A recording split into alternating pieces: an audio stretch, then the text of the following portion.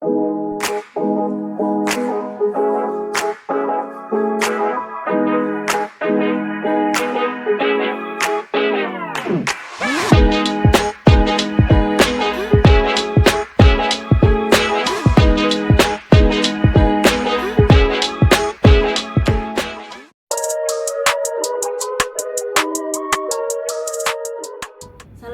warahmatullahi wabarakatuh. Salam sejahtera untuk kita semua. Perkenalkan, nama saya Daerah Kurnia Desiandura, Magister Sains. Saya adalah dosen di Fakultas Kedokteran Hewan Universitas Wijaya Kusuma dengan prodi S1 Kedokteran Hewan. Melalui video ini saya akan menyampaikan unjuk kerja Tridharma Perguruan Tinggi dalam rangka pengajuan sertifikasi dosen. Salah satu mata kuliah yang saya ampu dan saya terangkan dalam video ini yaitu patologi sistemik veteriner dan nekropsi. Mata kuliah ini dengan kode KHW 423 mempunyai 3 SKS yang berada di semester 4. Terdiri dari 2 SKS perkuliahan dan 1 SKS praktikum. Mata kuliah ini merupakan mata kuliah wajib dalam program S1 Kedokteran Hewan, dan jika ingin mengambil mata kuliah ini, mahasiswa harus sudah lulus dalam mata kuliah prasyarat yaitu patologi umum veteriner. Patologi sistemik veteriner dan nekropsi merupakan mata kuliah dasar yang harus dikuasai oleh mahasiswa kedokteran hewan, di mana mata kuliah ini menjelaskan tentang patologi penyakit dan bentuk-bentuk perubahan patologis baik makros yaitu secara patologi anatomi maupun mikroskopis yaitu secara perubahan histopatologi yang terjadi pada berbagai sistem tubuh dari berbagai jenis hewan, baik yang disebabkan oleh penyebab penyakit infeksius maupun non-infeksius. Mata kuliah ini terdiri dari 16 kali pertemuan yang terdiri dari 14 kali pertemuan ceramah atau kuliah di kelas dan juga 2 kali ujian yaitu berupa UTS dan UAS. Adapun bahan kajian yang kita bahas dalam mata kuliah ini yaitu yang pertama patologi sistem pencernaan, patologi sistem respirasi, patologi sistem integumen, uropoetika, saraf, endokrin, lokomosi, reproduksi, kardiovaskular, patologi sistem toksikan, patologi forensik, serta nekropsi. Adapun cara pembelajaran dalam mata kuliah ini yaitu yang pertama perkuliahan dengan ceramah serta sesi diskusi dan tanya jawab di kelas. Yang kedua adalah sesi presentasi melalui small group discussion serta tanya jawab dan juga pemberian kasus dan pembahasan kasus yang ada.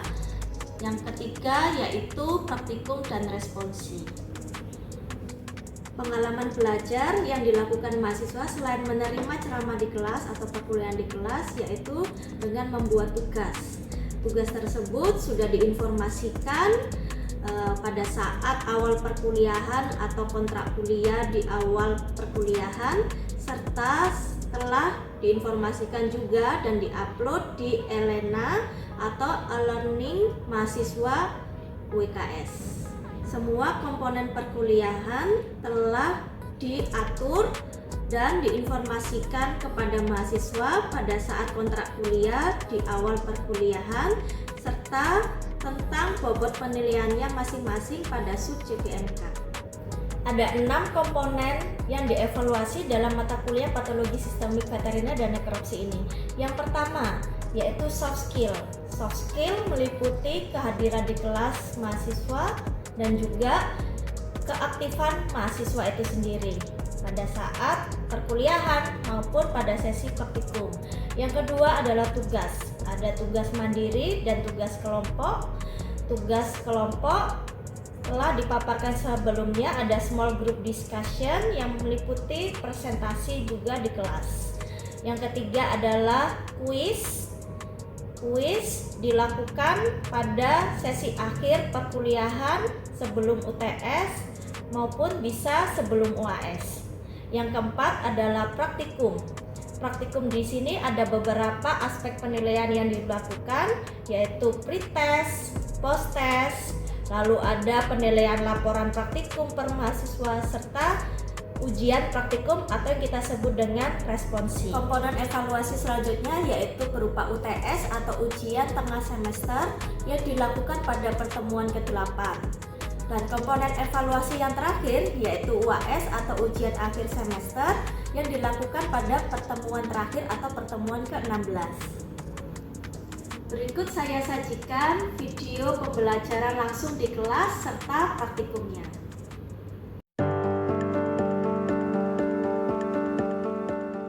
Patologi sistem integumen, ya.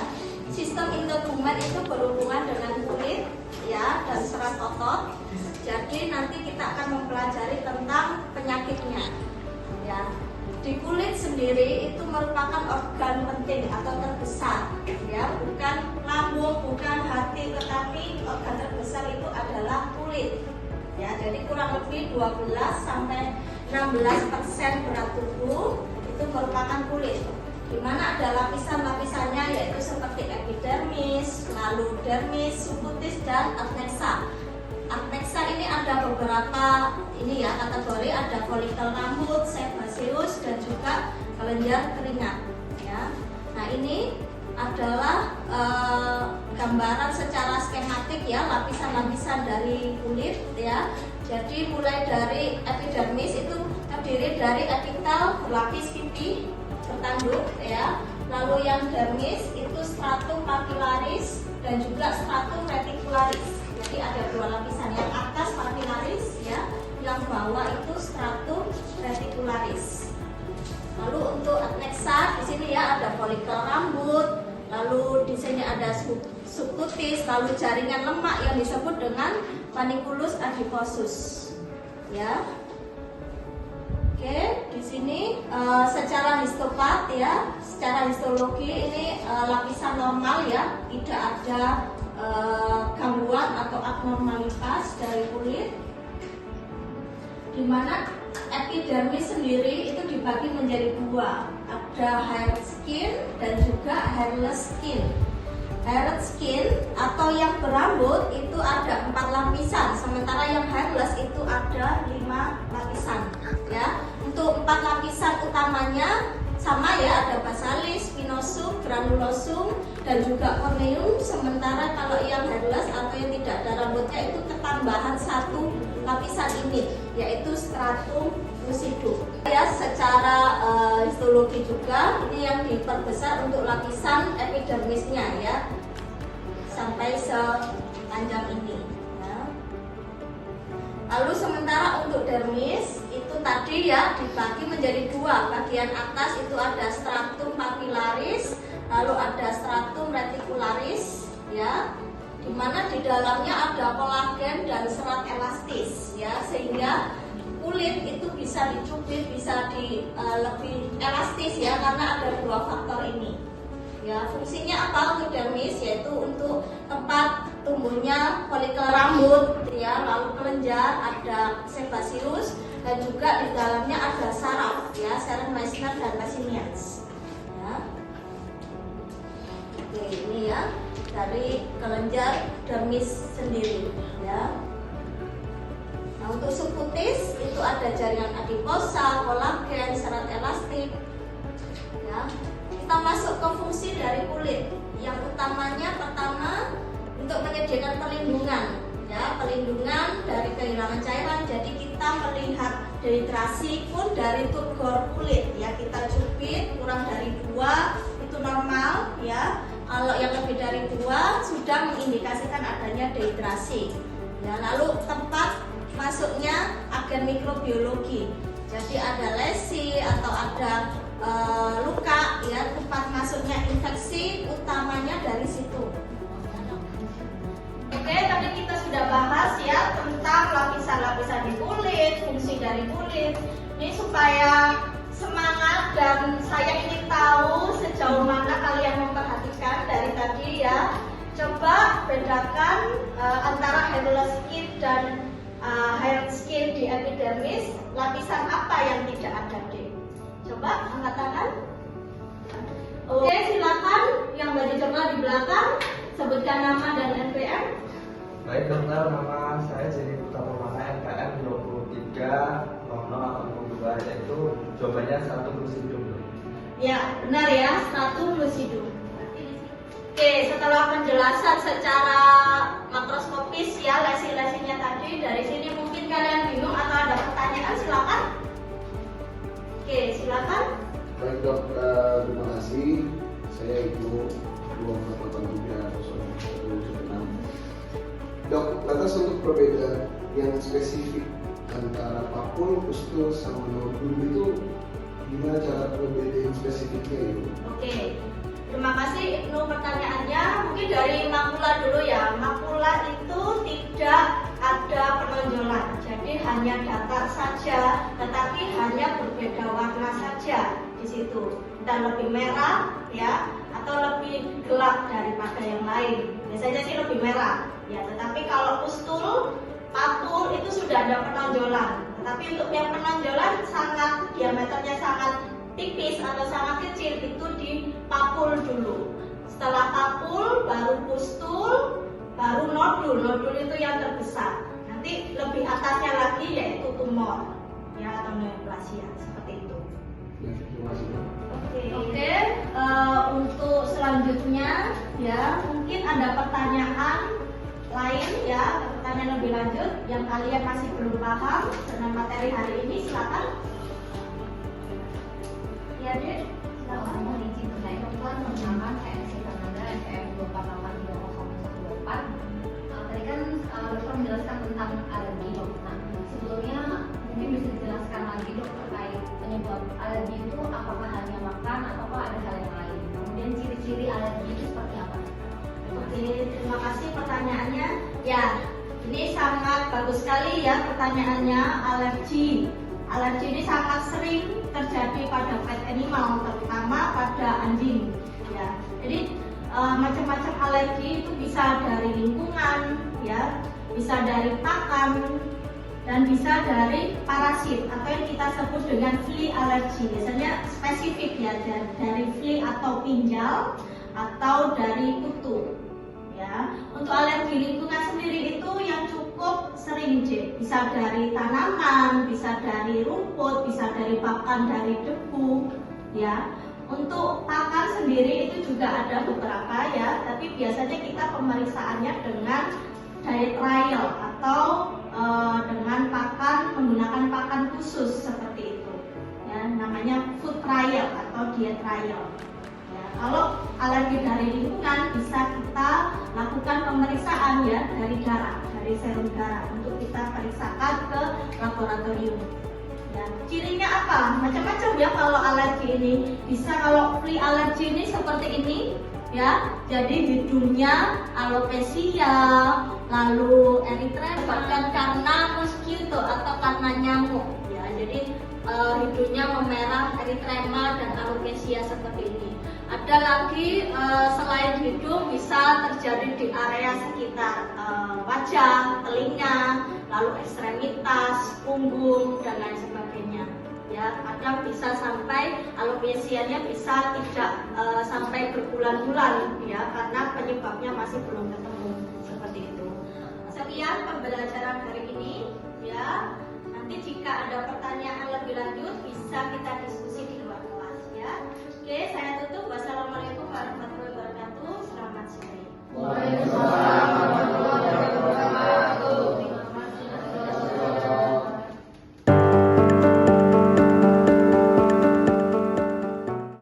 Seharusnya disebut mesentarium, kemudian untuk saluran duodenumnya 37 cm. Untuk mukosa terdapat inguran disufusif. Presentasi dari kelompok kami buka untuk sesi tanya jawab. Silakan. Ya, untuk kami izin bertanya, saya Benjamin Setialam.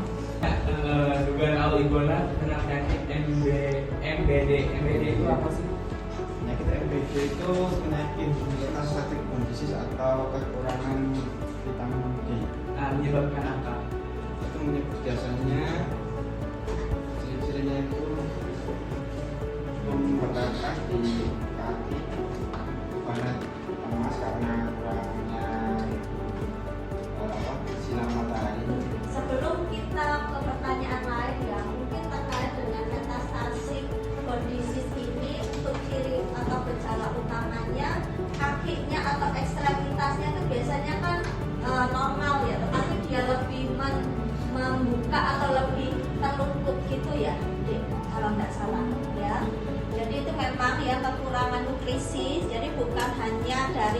kekurangan dari sinar matahari aja, tetapi dari pakan khususnya juga untuk iguana ini kan juga ada ya, untuk nutrisi khususnya itu tidak tercukupi dengan baik atau defisiensi nutrisi ya.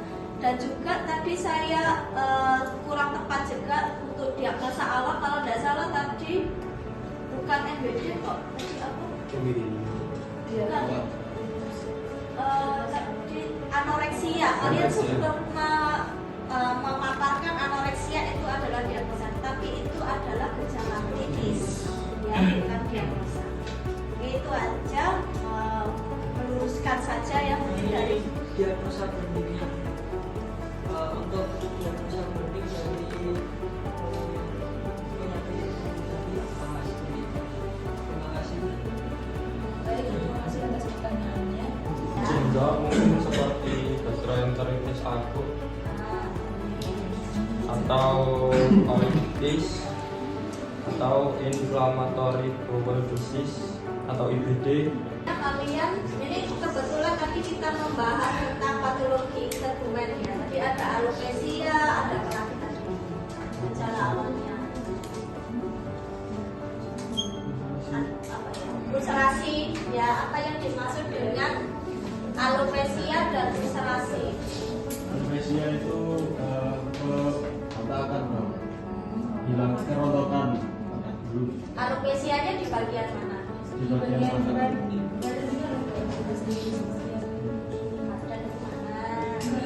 Akhirnya bagaimana? Dorsalis ya, dorsalis, abdomen ya. Terus juga di mana? Di kaki ekstremitas ya.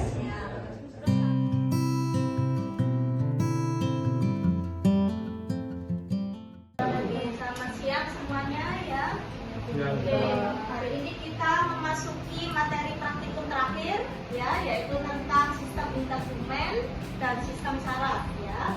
Untuk sistem integumen yang kita bahas di sini ada 5 ya, jadi ada akantosis, dermatosis, stabies, kontaktiva, radang paha atau Botfur.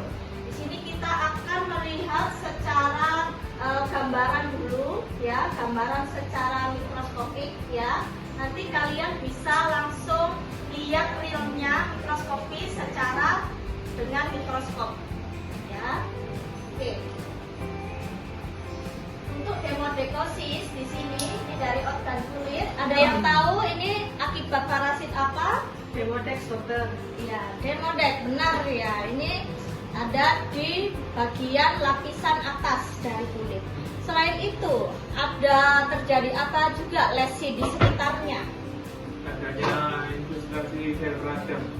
Sel radang, benar ya, ini banyak. Kita memasuki pemeriksaan secara mikroskopik di mikroskop ya. Kita belajar dulu untuk gambaran digitalnya di sini ya. Ada yang tahu ini organ dan lesinya bagaimana? Jadi di sini itu adalah organnya itu organ kulit. Nah di sini untuk deskripsi lesinya ada degenerasi air atau balloonic degeneration. Nah ciri dari balloonic degeneration itu dia bentuknya itu seperti balon. Nah terus di sini juga ada inclusion bagus di dalam selnya. Ini inclusion bagus sama inclusion bagus. Oke, di sekitarnya ini terdapat sel apa sih? Kalau fungsi dokter, kalau yang di sini itu sel radang, terus di sini ada infiltrasi eritrosit. Oke, benar ya, adik-adik sekalian. Dia sudah selesai. Selanjutnya kita langsung masuk ke sesi pemeriksaan mikroskopik ya dengan mikroskop. Silakan dinyalakan mikroskopnya. Sudah ketemu lapisan-lapisannya itu ada sel radang ya. Sel radangnya yang kamu temukan jenis apa? Jenis apa? Neutrofil atau monosit?